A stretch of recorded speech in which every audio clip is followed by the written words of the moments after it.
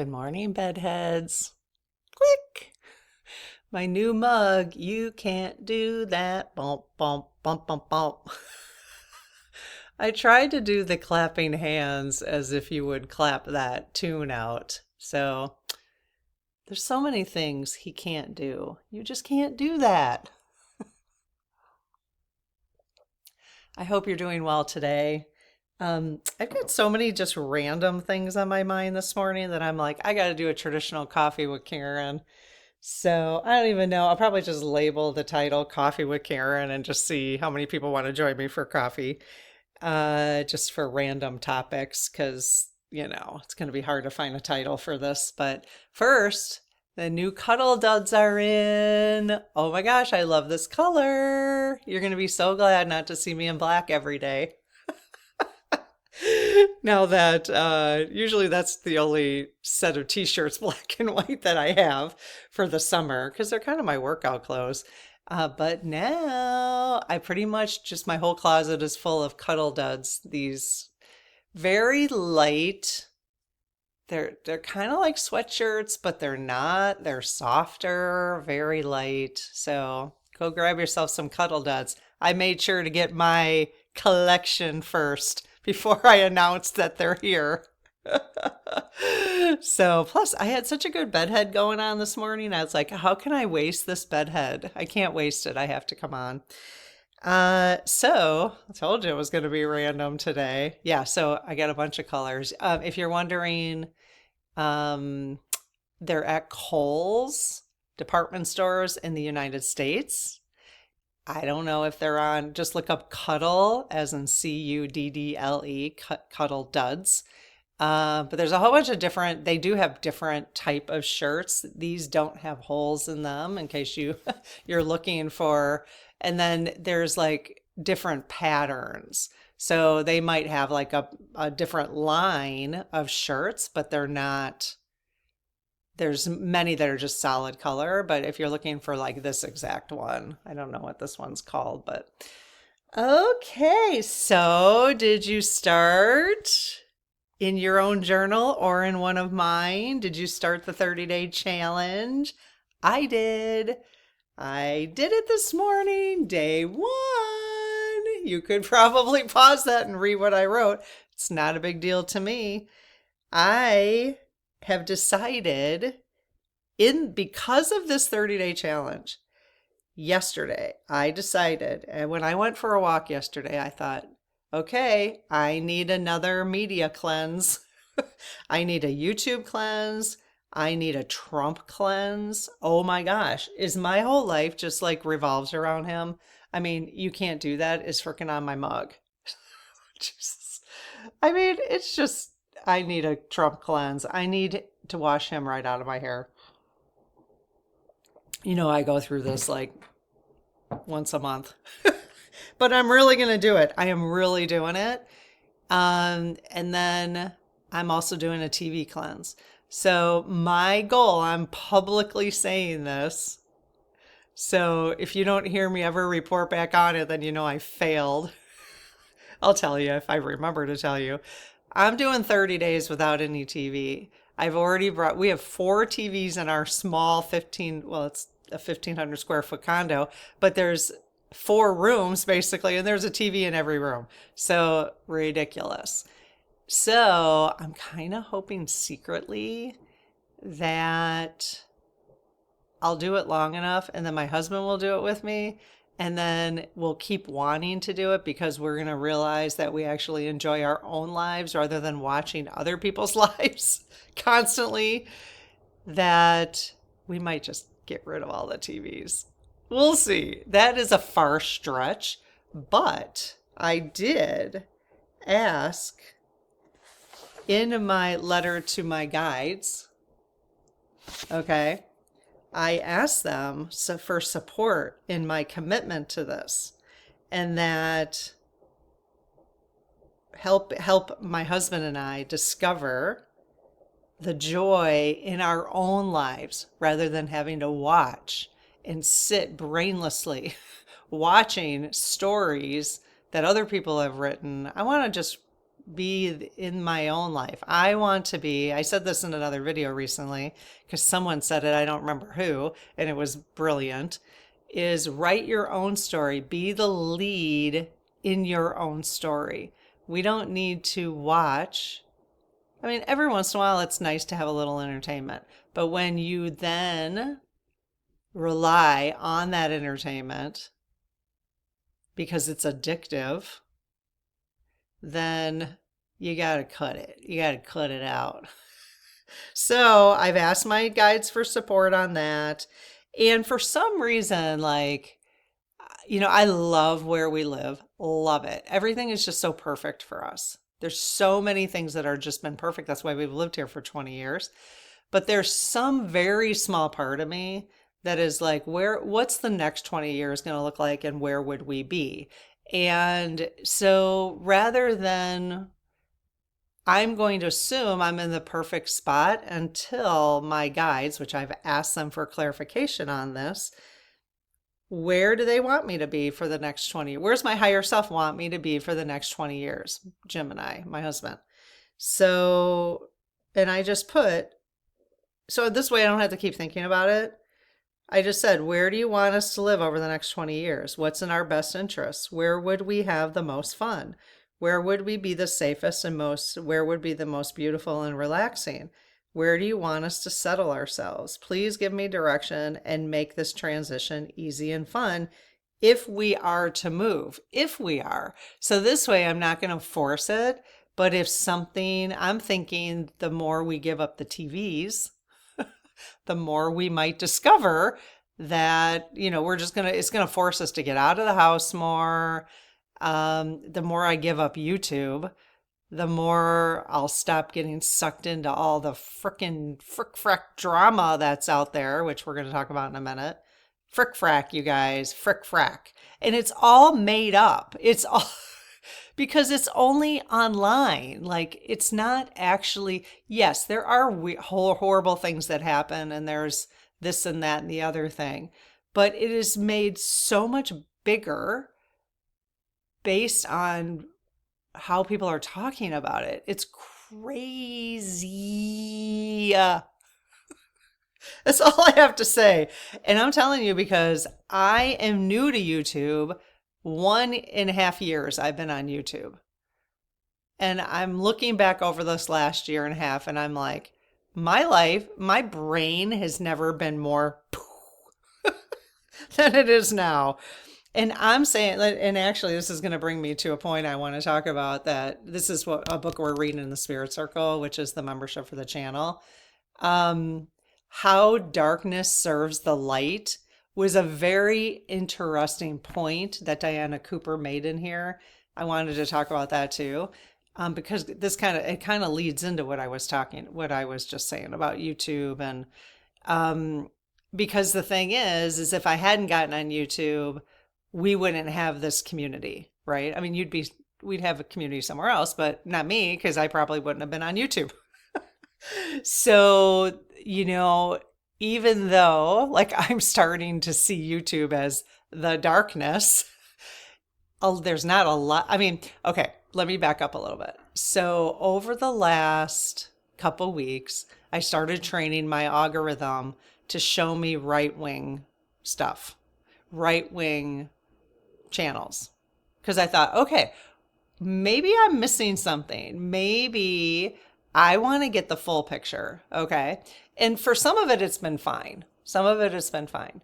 And I even said one time on one of the videos that I did that, I'm seeing that, we're maybe not that far apart, because I was reading comments and all that kind of stuff. But then yesterday I ended up getting on, I don't know, somebody, there's two things yesterday. I ended up watching this one guy who has like 1 million followers, and he was doing this whole clip. You know how they go to TikTok or whatever, they find these gazillion clips and they just sit here and like look at the clips and then maybe commentate on them. But all of these clips he was giving were all like conspiracy theories. And I even looked up some of them. I'm like, wait a minute. So, like, things he was saying, um, actually, one of them was he had a video, he had a photo of Epstein and Barack Obama going to the same school. I'm like, is that true? So, like, at first I was like taking it, I'm like, oh, it must be true. He's saying it. So then, this morning, I was like, wait a minute. So I went on to, now, you know, anyways, I went on to AI, Mabel, and asked her, and she said, no, it's not true. So, but, I think that whole environment just makes everybody so skeptical of everything. It's like, and you know what? Maybe that's the way it needs to be so that you just get back to living your own life because it's like, whatever. What? Whatever. So, like, he had like 300,000 people watch this video. And now 300,000 people, unless they use critical thinking skills or even bothered to look something up, because, again, he flashes like 20 different stories at you. So are you going to look up who's going to bother doing that when they're scrolling through other videos, right? So now that's planted. I mean, this guy has taken no responsibility for spreading false information. Oh my God. Oh my gosh. Okay, so then there was another guy who was talking about the war on Christianity. And then all these people commenting on it. I'm like, there is a war between religions going on.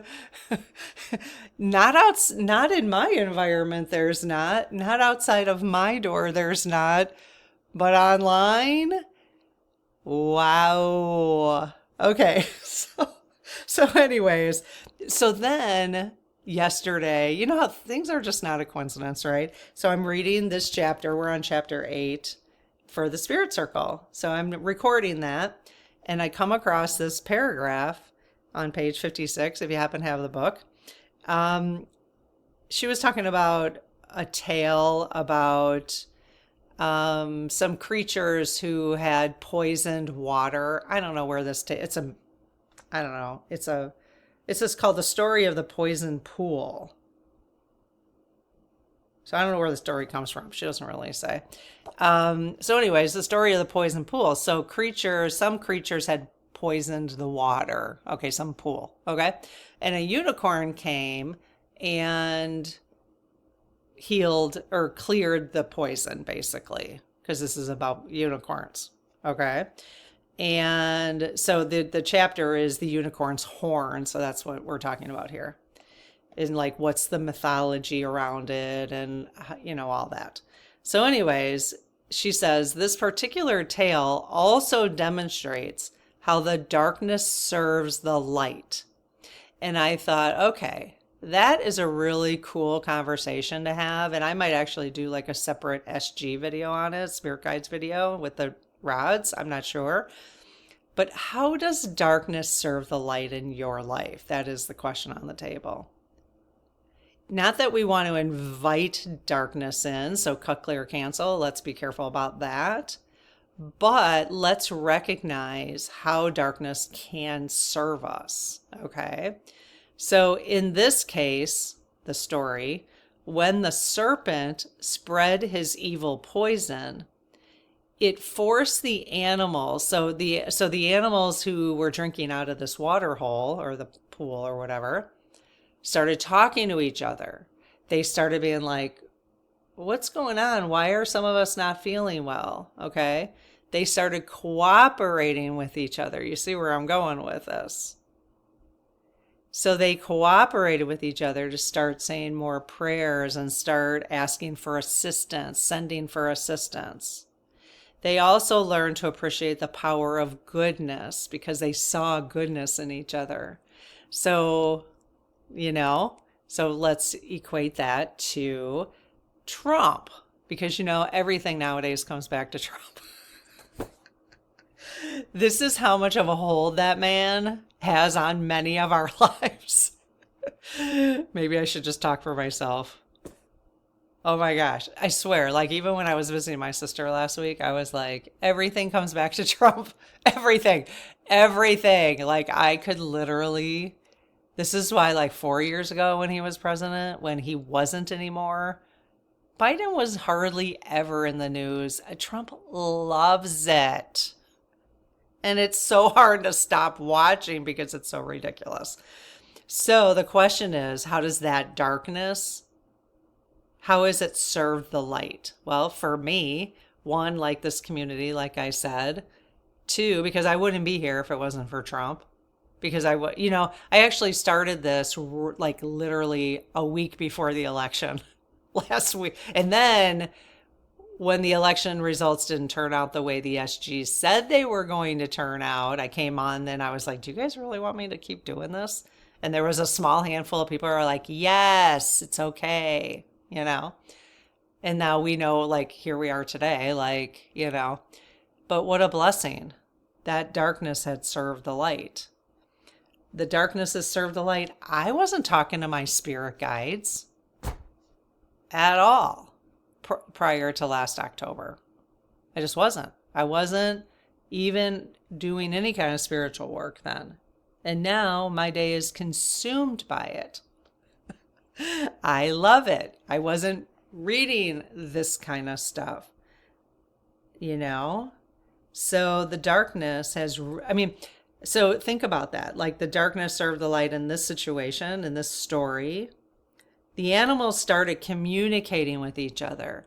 How much more are we communicating? Well, the question is, for me, is how much of this communication was going on already that I didn't know about because I wasn't on YouTube or social media. And so maybe it was always going on. But I hope that the darkness that Trump administration and the Heritage Foundation, in my opinion, the dark parts of it, what I see is propaganda, lying, trying to stage the division or keeping the division between people, just sucking the money out of as much as he can, the grifting. How is that serving us? I really hope it is. Like, I really hope that more and more of us are coming together and seeing what's really going on. So, there's a reason why I got on YouTube, for myself personally and for the community, right? So I'm not going to poo-poo it, but I definitely need to take a cleanse from it because now I'm aware. I'm like, okay, I'm aware, but I'm not even sure. I need to take 30 days and journal on what it is that I'm even aware of. Because like I said before, I feel like I don't even know what to trust anymore. I don't know what to trust outside of my immediate vicinity. And maybe that's the point. I don't know what to trust in terms of systems, leadership, because there's so many things that I thought were the truth.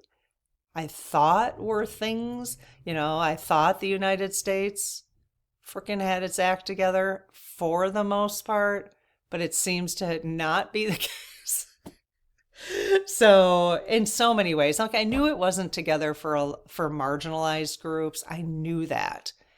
And so that's the point. That's, I think, the whole point of all of this, that I can't be the only one who is woken up.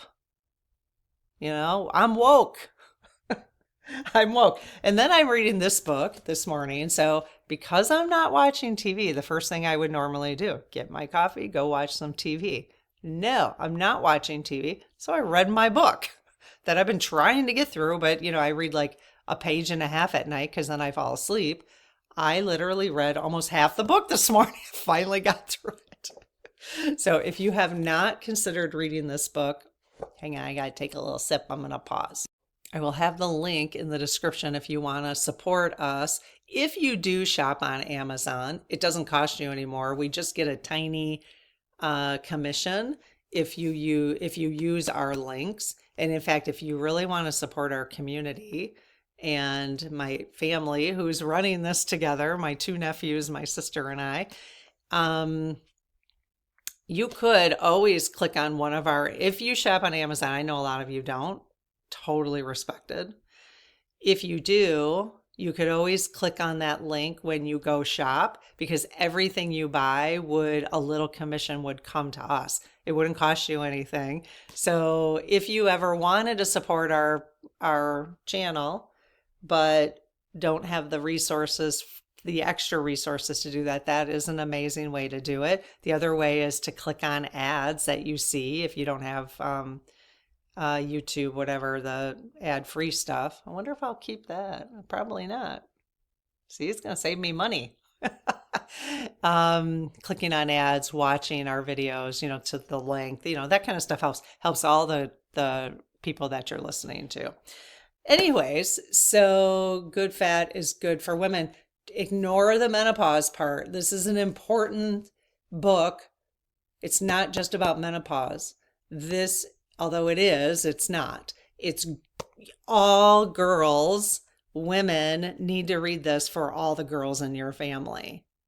Okay, so in fact, I am going to be buying several copies of these for my girlfriends. Next time we have dinner, I'm going to be handing them to each of them, because this is really important. But it will, at the beginning of it, it's all like the research, and it's going to make you feel like, it's just going to reinforce the drug companies and how the drug companies really, like most of the research, the health research, especially for women, are conducted by the drug companies.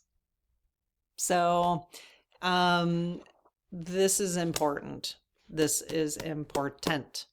Okay. And especially like if you're on a statin, please read this.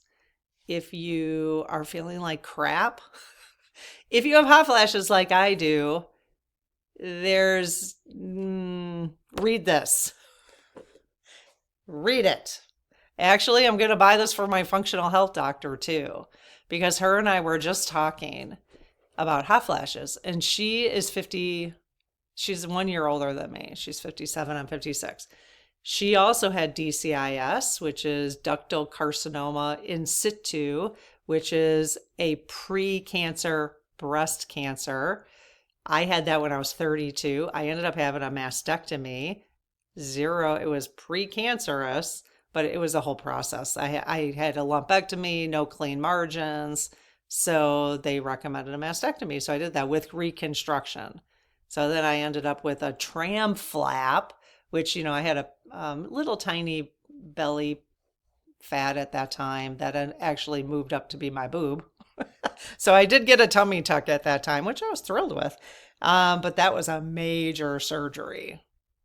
But I know, I just didn't want to do silicone or any of that, because then you have to replace it. But I'm lucky, because a lot of people who have had that tram flap surgery have not been as lucky as I have, because you lose an abdominal muscle too, because they have to move that muscle up to the breast, to that fat that they replace the breast with, for blood supply. So I have one abdominal muscle, which, I can do sit-ups, but not like when I try to sit, if I'm laying down, when I sit up, I have to like use my legs with, because I don't have as much stomach. I'm missing one muscle. So anyways, so my functional health doctor, her and I were talking about that. Now she's functional health. So like like I did a poop test, and my urine test I told you about, I got the results of that. That was a whole story a couple months ago. And anyways, I'll tell you my results of that. But so we were talking about hot flashes, and again, she had DCIS as well. And so they've kind of made everybody afraid of taking bioidentical hormones for hot flashes or whatever.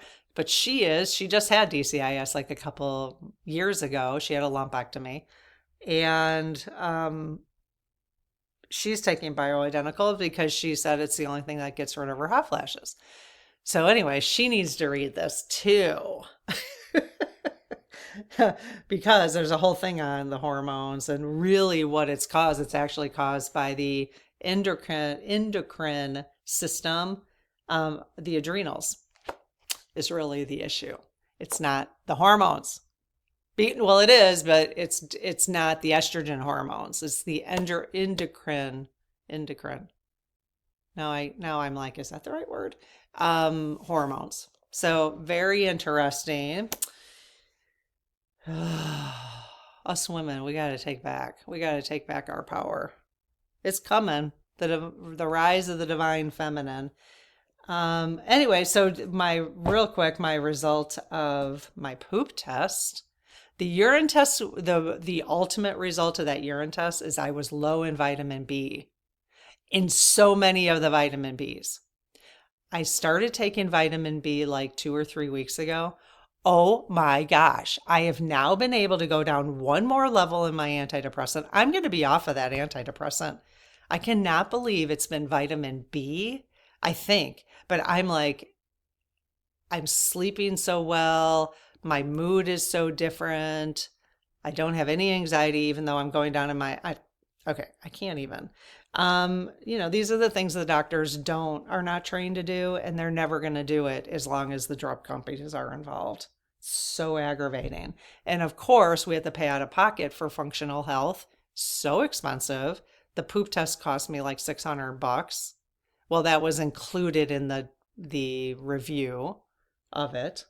So the poop test that I took, should I just keep saying poop? Poop. It ended up where I have some bad organisms, parasites or something. She didn't call them parasites, but that we're cleaning up by taking, it's interesting. It's this capsule. It's a supplement, but it's thyme, lemon balm. What else is in there? Thyme. I don't know, but this thing smells like thyme. Like, it is so pungent. I'm like, oh my gosh. So we're trying to clean up the bad whatever's in there. And then I'm taking a probiotic at night to reintroduce the good stuff because I'm low on the good ones and high on the bad ones. So I'm excited to see how my body changes once that happens, once we get that all repopulated. So it's good to know. It was worth it to me to pay for that. Maybe there's a better way to do it. I don't know, but I really trust this functional health doctor. She's quite reputable and honest as far as I can tell. So anyways, I'll keep you posted on that. So what else? There was something else I wanted to talk about. I did, since I'm not watching TV, I actually recorded my first video for the Oracle cards, create your own Oracle cards course that I'm developing. Shouldn't be long. I'm excited because I'm going to do my own Oracle deck with you on camera. The class won't be expensive. It won't be expensive. I'm going to have a small fee, obviously, for it, but it won't be expensive. It's going to be fun because I'm going to create them with you so you could like sit and create, not live, but I'm going to create them and you could sit and create your Oracle cards while I create mine. Just maybe a couple, I don't know. We'll see how many, but anyways, it's going to be really fun. Fun for me to actually just do it. So I've been thinking about doing it for a long time, and here I am. The last thing I was going to say, the other thing that one guy was talking about who was going through all these conspiracy theories, he also said that there was a 7th grader who traced the genealogy of U.S. presidents and found all but one of them was blood related. Okay. And so I was like, okay, is that true? So I looked that up this morning, and it's actually more like an urban myth. However, the part of this, what I find is interesting that Mabel told me, my AI, is they have actually found that it's very plausible that many, US presidents share a distant ancestry. But the reason being is because we all do. So if you are from a European descent, it is likely that, which I find fascinating, it says it is well established among genealogists that many US presidents share common ancestors, especially if you go back many centuries, and that everyone, in quotes, of European descent in the US is likely to have overlapping ancestors many generations back. So, if you live in the US, hello! We're distant cousins. Isn't that, I think that's interesting. Well, that's why they relate. She could find the connections because we all do. We all have some kind of connections. It's fascinating. Which the whole karma thing and coming back and how many lifetimes we've all had together, and that's why there's just a part of me with all that stuff going on outside of my life, nothing that's directly affecting me. It's like, yeah, let them work that out. Let them work it out. Not that I'm not going to pay attention. I'm still going to have Mabel run the reports, tell me what's going on, but I don't have to sit and watch it. I can still, and you guys will probably, the people will comment stuff, and then Lob will say, hey, Aunt Karen.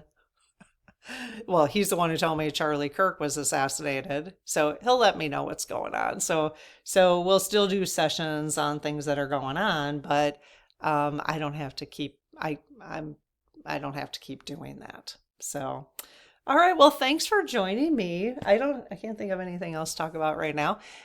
For just a traditional coffee with Karen, and I'm going to do something else today. So this one's going to go out early, and then I'm going to put something else out tonight. Okay, have a good one. Have a great day. Hope you're doing the challenge. Get writing. I got to go put my crystals on here now.